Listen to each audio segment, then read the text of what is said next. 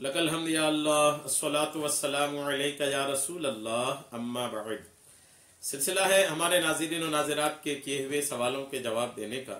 ख्याल रहे कि हमारे नाज़रीन और नाज़रात हमारे चैनल के वीडियोस के कमेंट्स में अपने सवालात को लिखते हैं। हम उनके सवालों के जवाबात कुरान और हदीस और दीगर किताबों के हवालों से पेश करने की सआदतें हासिल करते हैं। हमारे नाज़रीन में से किन्होंने सवाल किया है कि गुस्ल का तरीका बता दीजिए। गुस्ल का तरीका, माशाल्लाह, ये सवाल बहुत अहम होते हैं। लोग इसको हल्के में ले लेते हैं, वजू का तरीका, गुस्ल का तरीका, जबकि एक बड़ी तादाद है जिनको सही माना में गुस्ल करना नहीं आता। तो जो सुन्नत तरीका इसका है ये हर मुसलमान को मालूम होना चाहिए। तो इसको हल्के में ना ले कि यार गुस्ल हमें नहाना नहीं आता। जी हाँ, सुन्नत के मुताबिक नहाना बहुत सारे लोगों को नहीं आता। तो इसको सीखने के लिए इस बयान को तवज्जो के साथ सुनिए, और इसलिए कि आप अकेले ना सीखें बल्कि दूसरों को भी आप सिखा दें, इसके लिए आप ये बयान दूसरों तक शेयर कर दीजिए। इंशाअल्लाह दूसरे भी जब इल्म दीन हासिल करेंगे और इस वीडियो के जरिए उनको भी इल्म हासिल होगा तो वो आपको भी दुआएं देंगे कि आप इस तरह के अच्छे वीडियो उनको शेयर करते हैं। गुस्ल का तरीका क्या है सुनिए तवज्जो के साथ। मैं शुरू से आखिर तक आपको बता रहा हूं क्या करना चाहिए, वो आप तवज्जो से सुन लीजिए। सबसे पहले बगैर जबान हिलाए दिल में इस तरह नियत कीजिए कि मैं पाकी हासिल करने के लिए गुस्ल करता हूं। गुस्ल की भी नियत है, जी हाँ, यही नियत है इसकी कि मैं पाकी हासिल करने के लिए गुस्ल करता हूं। ये जबान नहीं हिलाना है, इसमें बोलना नहीं है, दिल में, बस दिल में यह कहना है कि मैं पाकी हासिल करने के लिए नियत कर रहा हूं। बोलना नहीं है जबान से, दिल में नियत करना है। पहले ये नियत कर लेने के बाद पहले दोनों हाथ पहुंचों तक 3-3 बार धोइए। ये पहुंचों तक वजू में जो धोते हैं ये वाला हिस्सा, ये 3-3 बार शुरू में धोइए। फिर इस्तिंजे की जगह को धोइए, इस्तिंजा की जो जगह है उसको धोइए। खाह उसमें नापाकी नजासत लगी हो या ना हो, नजासत हो तो भी, नजासत ना हो तो भी, हाथ को धोने के बाद इस्तिंजे की जगह को धोइए। उसके बाद फिर जिस्म पर अगर कहीं नजासत हो, पूरे बदन में कहीं पर कोई नापाकी लगी हो तो उसको दूर कीजिए। जी हाँ, अगर बदन में कहीं पर भी नजासत लगी है तो उसके बाद उसको दूर कीजिए। इतना कर लेने के बाद नमाज के वजू के जैसा वजू कीजिए। जैसे नमाज में वजू करते हैं ना, पूरा वही वजू कीजिए, मगर पांव ना धोइए।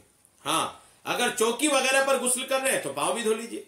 अगर चौकी पर गुस्ल कर रहे हैं तो पांव भी धो लीजिए, लेकिन ऐसी जगह अगर गुस्ल कर रहे हैं जहां पर पानी थोड़ा बहुत जमा हो जाए तो वहां पर पांव ना धोइए। बाकी जो है वजू का सारा कुछ कर लीजिए। इसके बाद फिर बदन पर तेल की तरह पानी चुपड़ लीजिए। चुपड़ लेना मतलब जो तेल लगाते हैं जैसे, उसी तरह का पूरे बदन पर पानी की तरह चुपड़ लें। खुसूसन सर्दियों में, अभी ठंडी का मौसम है, सर्दियों में ये तो कर लेना चाहिए। जी हाँ, ये इसमें क्या होता है कि तेल की तरह जब आप चुपड़ लेते हैं पूरे बदन में तो उसके बाद जो पानी बहाते हैं तो वो पानी आसानी से बदन से होके चले जाता है। क्योंकि एक बार भीग चुका बदन दूसरी बार पानी को आराम से ले लेता है, और एक बार अगर नहीं भीगा है तो ठंडियों में खुसूसन आप अगर पहली बार पानी डालते हैं तो रोंगटे खड़े हो जाते हैं और फिर पानी जिल्द तक, चमड़े तक आसानी से नहीं पहुंचता, ऊपर से ही भाग जाता है। ठंडियों में यह बहुत होता है। तो ठंडियों में वजू बनाते वक्त भी इसका ध्यान रखना चाहिए कि पहले तेल की तरह हाथों में पानी चुपड़ ले। इस दौरान साबुन भी लगा सकते हैं। फिर 3 बार सीधे कंधे पर पानी बहाइए। जो आपका सीधा कंधा है, राइट कंधा है ये, राइट वाला, राइट कंधे पर, सीधे कंधे पर पानी बहाइए। फिर 3 बार उल्टे पर, पहले 3 बार सीधे कंधे पर और 3 बार उल्टे कंधे पर। फिर सर पर और तमाम बदन पर, सीधा उल्टा, फिर सर पर, फिर पूरे बदन पर पानी बहाए। उसके बाद फिर गुस्ल की जगह से अलग हो जाइए। अगर जहां पर है वहां पानी लग गया है तो वहां से अलग हो जाइए। अगर पानी नहीं लगा है तो फिर अलग होने की भी जरूरत नहीं। अगर वजू करने में पांव नहीं धोए थे तो अब धो लीजिए। शुरू में जो वजू किए थे उसमें पैर नहीं धोए थे तो अब धो लीजिए। नहाते वक्त किबला रुख नहीं होना चाहिए। जी हाँ, जो आप अपने घर में बाथरूम बनाए, नहाने का गुस्ल खाना बनाए, तो उस गुस्ल खाने में शावर जो लगता है ना नहाने के लिए, उम्मन शावर चल पड़ा है, तो अगर शावर लगा रहे हैं तो ऐसी जगह उसको फिट करें, ऐसी जगह उसको लगाएं कि उस शावर में नहाने में आपका चेहरा किबला की तरफ ना हो। जी हाँ, नहाते वक्त किबला की तरफ चेहरा नहीं करनी चाहिए। तमाम बदन पर हाथ फेर कर मल कर नहाइए। पूरे बदन पर अच्छे से हाथ फेर करके और मल करके नहाइए। ऐसी जगह नहाना चाहिए जहां किसी की नजर न पड़े। ये अगर गुस्ल खाना है तो अल्हम्दुलिल्लाह, अगर गुस्ल खाना नहीं है तो ऐसी जगह नहाए जहां किसी की नजर न पड़े। अगर ये मुमकिन ना हो तो मर्द अपना सित्र नाफ से लेकर के घुटनों समेत किसी मोटे कपड़े से, मोटा कपड़ा ना हो तो हस्बे जरूरत 2 या 3 कपड़े लपेट ले, क्योंकि बारीक कपड़ा होगा तो पानी से बदन पर चिपक जाएगा और माज़अल्लाह घुटनों या रानों वगैरह की रंगत जाहिर होगी। अगर आप ऐसी जगह पर है जहां आप बिल्कुल पर्दे में नहीं नहा सकते या इंतजाम नहीं है तो फिर नाफ से लेकर के घुटनों तक जो सित्र की जगह है, इस जगह को किसी मोटे कपड़े से बांध लें। अगर मोटा कपड़ा नहीं है, बारीक कपड़ा है, तो उसको 2-3 तह करके बांध लें। ये इसलिए है कि जब कपड़ा भीगता है ना तो बदन से चिपक जाता है, और जब बदन से चिपकता है तो बदन की रंगत, बदन का कलर जो है वो बाहर से दिखता है। तो ये जो नाफ के नीचे से घुटनों के बीच का हिस्सा है, इस हिस्से की रंगत भी किसी को दिखाने की इजाजत नहीं है, हराम है ये। जी हाँ, तो इसलिए मोटे कपड़े से बांध लेना चाहिए। ये तो मर्दों के लिए। औरत को तो और भी एहतियात की हाजत है। दौरान गुस्ल यानी गुस्ल के दौरान किसी किस्म की गुफ्तगू मत कीजिए। बाज़ वक़्त लोग गुस्ल खाने में गाना गाते गाते नहाते हैं, अजीब व गरीब किस्म के लोग हैं, आदत जाती नहीं है, यहाँ वहां गाना गाते हैं तो गुस्ल खाने के अंदर भी गाना गाते हैं। तो दौरान गुस्ल किसी किस्म की गुफ्तगू मत कीजिए, कोई दुआ भी ना पढ़िए। जी हाँ, गुस्ल खाने के अंदर कोई दुआ पढ़ने की भी इजाजत नहीं। नहाने के बाद तौलिया वगैरह से बदन पोंछने में हरज नहीं है, पोंछ सकते हैं।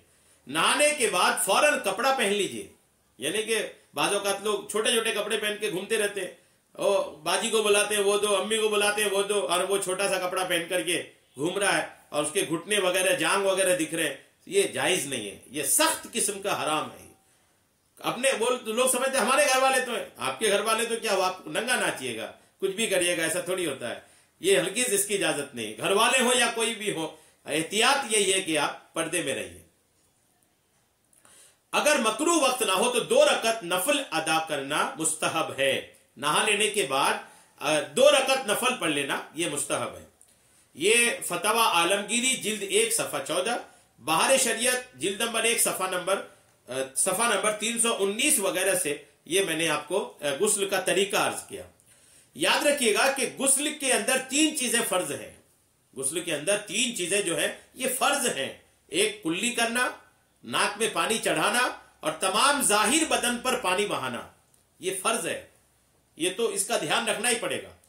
कुल्ली करने का मतलब है मुंह में थोड़ा सा पानी लेकर पच करके डाल देने का नाम कुल्ली नहीं है, बल्कि मुंह के हर पुर्जे, गोशे, होठ से हलक की जड़ तक हर जगह पानी बह जाए। इसी तरह दाढ़ों के पीछे, गालों की तह में, दांतों की खिड़कियों और जड़ों और जबान की हर करवट पर, बल्कि हलक के हर किनारे तक पानी बहे। रोजा ना हो तो गरगरा भी कर लीजिए कि सुन्नत है। दांतों में छालिया के दाने या बोटी के रेशे वगैरह हो तो उनको छुड़ाना भी जरूरी है। हाँ, अगर छुड़ाने में नुकसान का अंदेशा हो तो माफ है, तो ये भी एहतियात है। ये तो कुल्ली करना हो गया।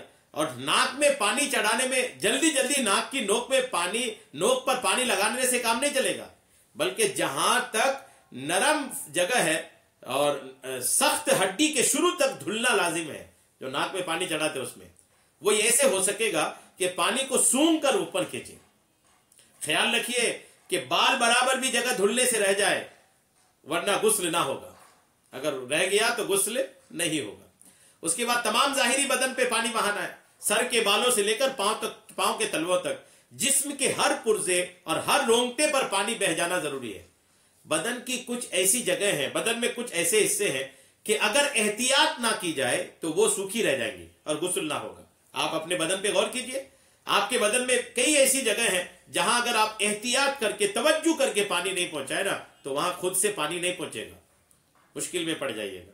इसलिए एहतियात कीजिए गुस्ल में। अल्लाह तबारक तआला हम सबको सही तरीके से गुस्ल करने, पाकी हासिल करने की तौफीक अता फरमाए।